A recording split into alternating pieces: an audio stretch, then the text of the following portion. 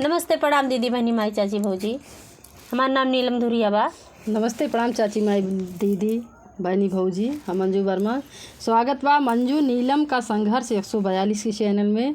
तो बहुत बढ़िया एक मंडप गीत जौन बेटी विवाह गीत बहुत दर्दनाक गीत बा। तो आप लोग ज़रूर ये गीत का सुनिए, अच्छा लगी तो लाइक शेयर सब्सक्राइब करिए, कमेंट में बताइए गीत कैसन बा। बहुत प्यारा गीत बा। गंगा जमुनावा के निरामल पानिया, निरामल पानिया, अरे तहावा मछलिया लुकानी रे लालनावा, अरे तहावा मछलिया लुकानी रे लालनावा। काहे कालू कान्यू तू ही जल की मछलिया, जल की मछलिया, यार एक दिन आई है मछुआरा रे लालनावा, अरे एक दिन आई है मछुआरा रे लालनावा।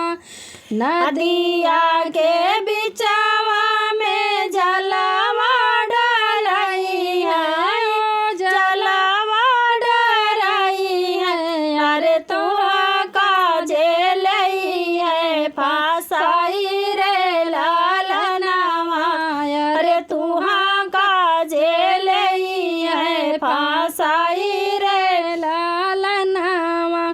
बाजाता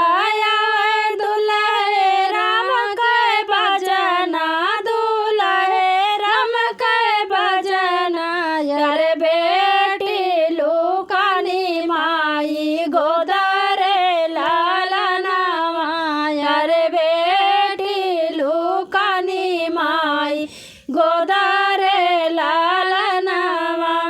काहे कालू कान्यू बेटी माई के कोरावा, माई के कोरावा, अरे आवत है ससुरु तो हर रे लालनावा, अरे आवत है ससुरु तो हर रे लालनावा।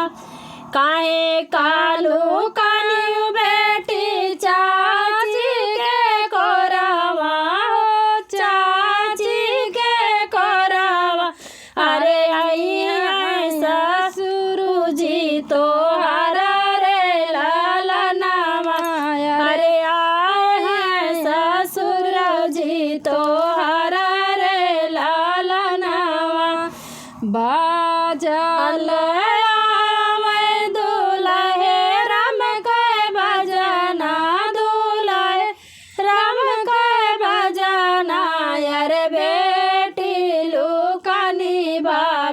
गोदारे लालनावा, अरे बेटी लुकानी भाभी गोदारे लालनावा।